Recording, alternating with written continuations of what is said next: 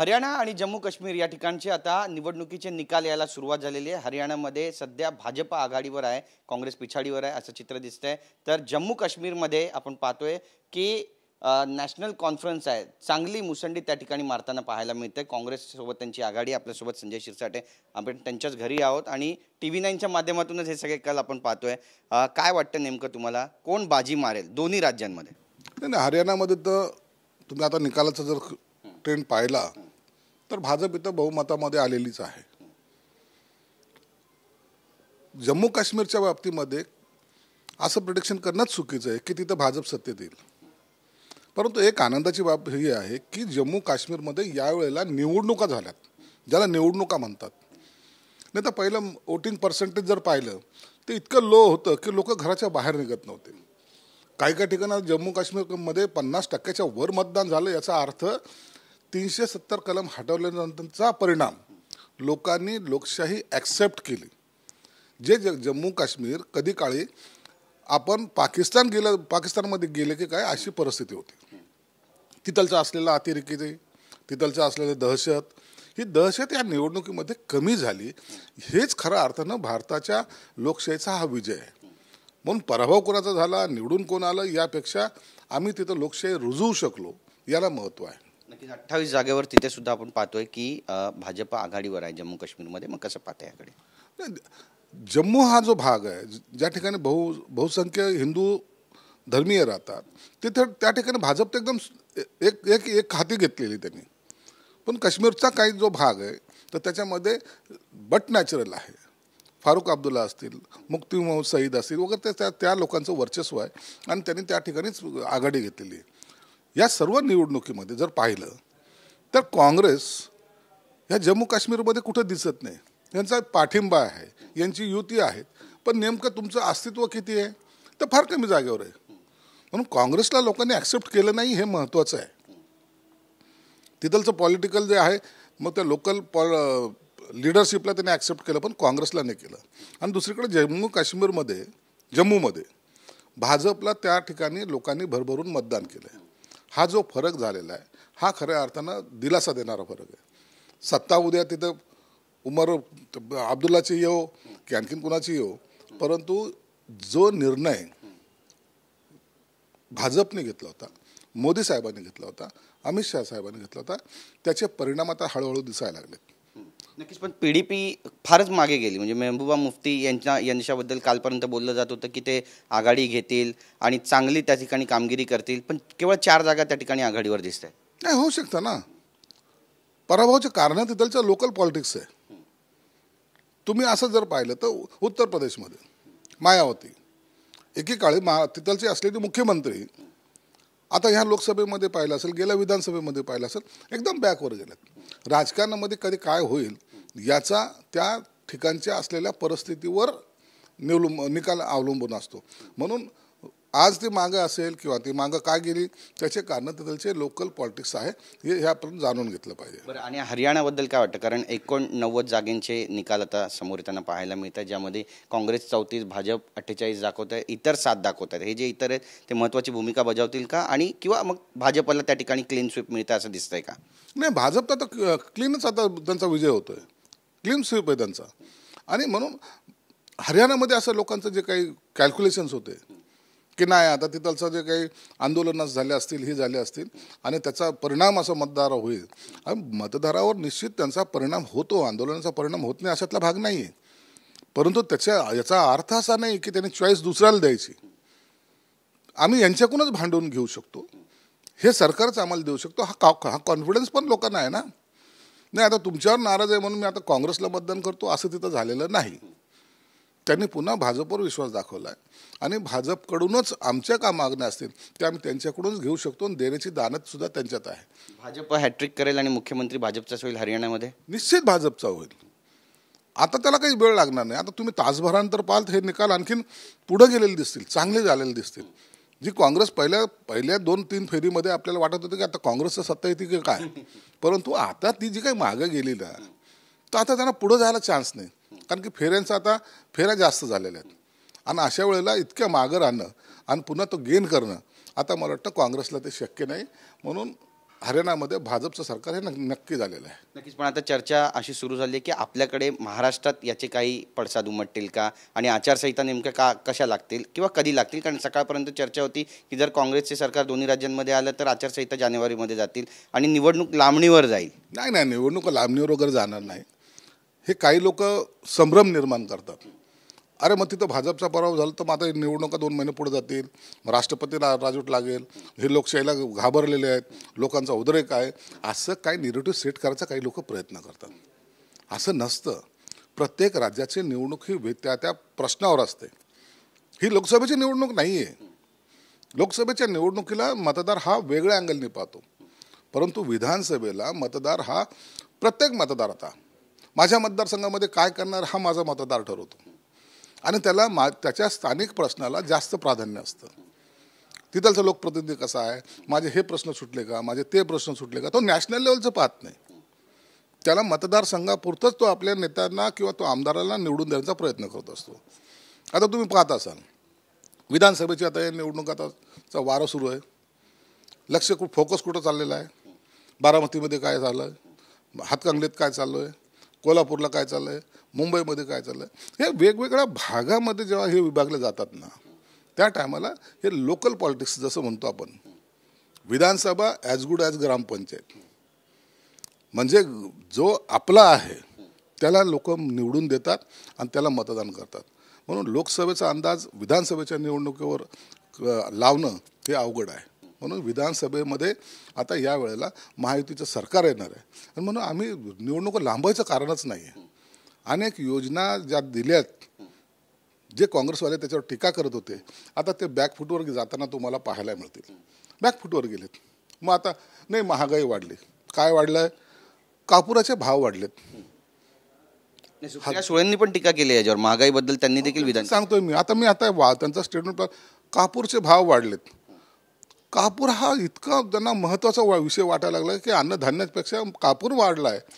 अशा काहीतरी गोष्टी निगेटिव्ह सेट करण्यासाठी हे 2-4 गोष्टी त्याचा वापर करतात आणि लोकांमध्ये गैरसमज निर्माण करण्याचा प्रयत्न करतात. पण मग संजय राऊतांबद्दल काय म्हणत? कारण ते अजूनही तितकेच विश्वास व्यक्त करतायत, कॉन्फिडंट आहेत की हरियाणामध्ये निकालांती काँग्रेसच येईल, काँग्रेसचाच मुख्यमंत्री होईल आणि जम्मू काश्मीरमध्येही तसंच चित्र दिसेल. संजय राऊत बोलला याचा अर्थ समजून घ्यायचा. कधीही केव्हाही तुम्ही आणखीन त्याचे मागचे 10 स्टेटमेंट पहा. त्यांनी जर म्हणलं ना हरियाणामध्ये काँग्रेस येणार, समजायचं काँग्रेसचा पराभव हा नक्की झालेला आहे. पण ओव्हर कॉन्फिडन्स हा दाखवायचा प्रयत्न करतो.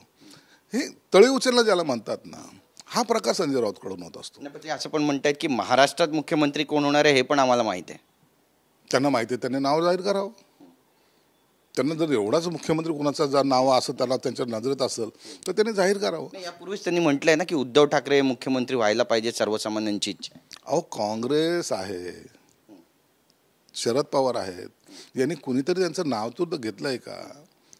तुम्ही कसं एक साईड बोलू शकता? आता आम्ही महायुतीमध्ये आहोत. आता आम्हालाही वाटतं एकनाथ शिंदे साहेब मुख्यमंत्री झालेच पाहिजे, भाजपला वाटतं देवेंद्र फडणवीस साहेबच झाले पाहिजे, राष्ट्रवादीला वाटतं अजितदादाच झाले पाहिजे. हे आमचं मत आहे. परंतु जेव्हा हे निवडणुका होतील त्या टायमाला एकत्रितपणे जेव्हा बसतील त्या टायमाला मुख्यमंत्री ठरेल ना. बरं, मुख्यमंत्री पदाचा विषय आलाच आहे तर एक महत्त्वाचा प्रश्न आहे. उद्धव ठाकरे यांना मागच्या वेळी जेव्हा भाजपसोबत होतात त्यावेळी 2.5 वर्ष मुख्यमंत्री पद देण्याचं ठरलं होतं का? याबद्दल तुम्हाला काही माहिती आहे का? आणि त्यांनी ते नाकारलं असं सुद्धा तुम्ही एका इंटरव्ह्यूमध्ये म्हणालात. काय नेमकं? बघा, जेव्हा आमचं 19ला निवडणुका झाल्या, शिवसेना भाजप बहुमतात आले, मग काय करायचं? आता सत्ता स्थापनेला जायचं. परंतु त्याच वेळेला उद्धव ठाकरे साहेबांची भूमिका अशी होती की आपल्याला भाजपबरोबर जायचं नाही. तर का नाही? आपल्याला त्यांनी बंद खोलीमध्ये पहिलं मुख्यमंत्रीपद देण्याचं कबूल केलं होतं. आता त्याची चर्चा आम्हाला माहीत नाही किंवा ते जाणो आणि चर्चा करणारं जाणो, परंतु त्याच्यावर घोडं अडलं आणि भाजप म्हणले की तसं काही चर्चा झालेली नाही. ह्या दोन्ही वेगवेगळ्या बाजू होत्या. अखेरला जेव्हा असं कळालं की हे काँग्रेस आणि राष्ट्रवादीबरोबर जाण्याच्या मनस्थितीत आहे, त्या टायमाला भाजपने स्वतः 2 पावलं मागे येऊन त्यांना सांगितलं की 2.5 वर्ष करू. त्यात नाही, आम्हालाच पाहिलं पाहिजे हा आग्रह धरला. शेवटच्या क्षणाला अखेरला संध्याकाळी 6-7 वाजता त्यांनी निरोप पाठवला, चला पहिले 2.5 वर्ष तुम्ही घ्या, पण बोलणी तर करा. पण उद्धव साहेब म्हणे की नाही, मी त्यांच्याशी बोलणी करणार नाही. फोन उचलत नव्हते, हे सत्य आहे. हे तेही सांगू शकतील. मी काय राजकारण म्हणून सांगत नाही, त्यांनाही माहिती, सगळं सांगू शकतील. तिथं असलेले उपस्थित सर्वजण सांगू शकतील, कारण की आम्ही सर्वजण मातोश्रीवरच होतो. शेवटी त्यांनी मग गिरीश महाजनाने गुलाबरावना फोन केला, मित्र असल्यामुळं. अरे तो गुलाबराव पाटला ना, अरे तू फोन उचलून त्यांना दे तर खरं, तुझा फोन तरी दे. तेही काय त्याने घेतला नाही. मग शिंदे साहेबांनी उद्धव साहेबांना सांगितलं, साहेब त्यांना त्यांच्याशी आपल्याला मुख्यमंत्रीपद मिळतंय, त्यांच्याशी बोलणी करायला पाहिजे. मी नाही जाणार, तुला जायचं तर जा. या भाषेत बोलल्यानंतर शिंदे साहेबसुद्धा बॅकफुटवर आले आणि त्यावेळेला ती युती तुटली. आणि एकीकडं जे पडद्यामागच्या ज्या हालचाली होत्या, ज्यात शरद पवार होते, त्यात संजय राऊत होता, इतर लोक होते. मग यांनी एक ऑफर दिली होती की साहेब तुम्ही मुख्यमंत्री बनत असाल तर आम्ही तुम्हाला 5 वर्ष देतो. आणि मग ह्या घडामोडी आम्हाला माहीत नव्हत्या, पण अचानक त्यांचं नाव डिक्लेअर काय होणं, त्यांनी मुख्यमंत्रीपद काय घेणं, हे सर्व प्रकार त्या निवडणुकीत झाले होते. हेच वस्तुस्थिती आहे, हे नाकारता येणार नाही. नक्कीच. म्हणजे यासाठी जबाबदार केवळ उद्धव ठाकरे असं म्हणायचं? निश्चित जबाबदारी आहे, निश्चित जबाबदारी आहे. का गेले? देत नव्हते का देत होते? जायचं कारण काय? नाही, आमचा हट्ट असं आहे, आम्हाला त्यांच्यावर जायचं नाही. अरे लोकांनी जेव्हा मतदान तुम्हाला युती म्हणून केलं आहे, त्या टायमाला एकदम अलग होणं आणि वेगळ्या विचारसरणीशी जोडणं हे कुणालाच रुचलेलं नव्हतं. पण तुम्ही जो उठाव केला त्याला हे कारण पण तितकं संलग्न आहे? 100% संलग्न आहे. कारण की युती झाल्यानंतर यांच्या लोकांच्या ज्या ॲक्टिव्हिटीज आहे, ती काँग्रेस आहे, ती राष्ट्रवादी. ना त्यांची विचारसरणी आमची मिळत होती, ना त्यांची काम करण्याची पद्धत मिळत होती, ना त्यांनी कधी आम्हाला विचारलंही नाही. आणि दुर्दैवानं त्याच काळामध्ये उद्धव साहेब मंत्रालयात येत नव्हते. त्याचा सर्वस्वी फायदा या काँग्रेसने आणि राष्ट्रवादीने, सर्वात जास्त राष्ट्रवादी शरद पवारांनी घेतला. आणि इतका चांगला मुख्यमंत्री भेटला आहे की जो काहीच पाहत नाही, त्याचा फायदा त्यांना होत होता आणि पक्ष खाली खड्ड्यात जात होता. म्हणून झालेला हा उठाव होता. नक्कीच. पण आता चित्र नेमकं तुम्हाला कसं दिसतंय भविष्यामध्ये? कारण आता पुन्हा चर्चा जडू लागली, महाराष्ट्रामध्ये जर काही 19-20 झालं, काही वेगळं झालं तर पुन्हा तुमची शिवसेना आणि उद्धवसाहेब ठाकरे यांची शिवसेना मिळून मोठ्या जागांचा दावा आणि राज्यामध्ये मग सरकारचा पण दावा करू शकतात, अशी पण चर्चा सुरू आहे. हे बघ, राजकारणात काय घडेल ते मी आज सांगू शकणार नाही. उद्याचं राजकारण काय होईल याची भविष्यवाणी करणारा मी वक्ता नाही. मला उद्या काय घडेल त्याचं मला कल्पना नाही.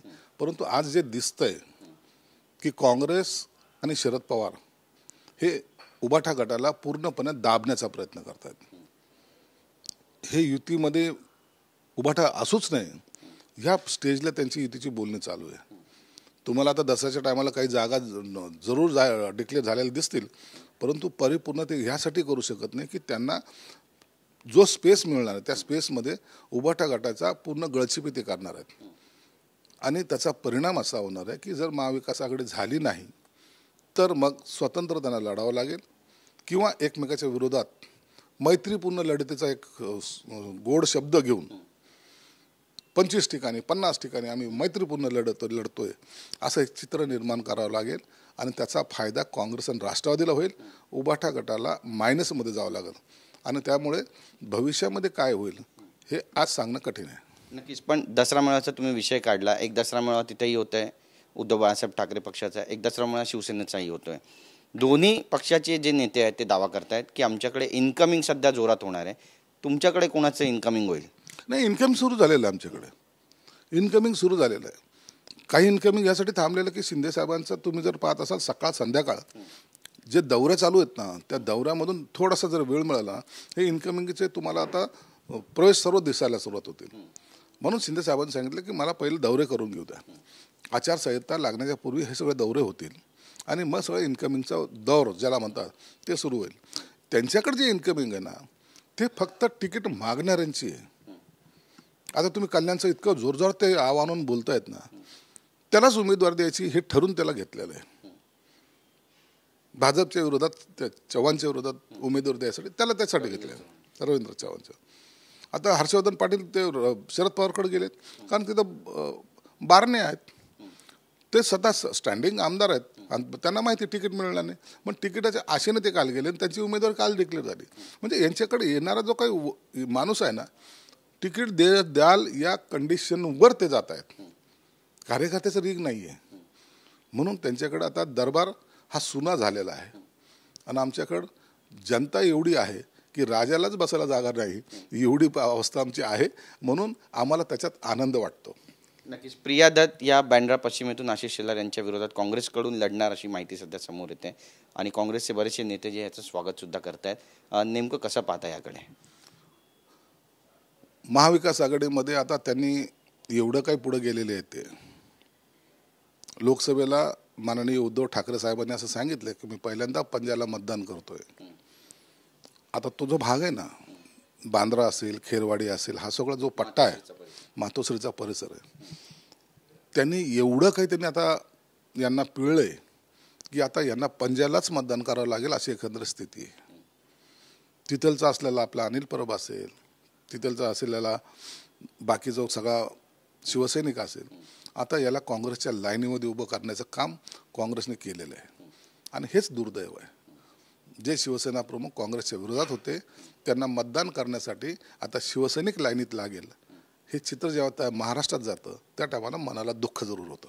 धन्यवाद तुमच्याशी बातचीत केल्याबद्दल. तर आपण पाहतो या ठिकाणी आपली भूमिका मांडलेली आहे संजय शिरसाट यांनी आणि निकालांबाबतही त्यांनी मोठं भाकीत केलेलं आहे. नेमके कल आज काय येणार आहेत पाहणं महत्त्वाचं ठरेल. कॅमेरा पर्सन रोशन गायकवाडसह गिरीश गायकवाड, TV9 मराठी, मुंबई.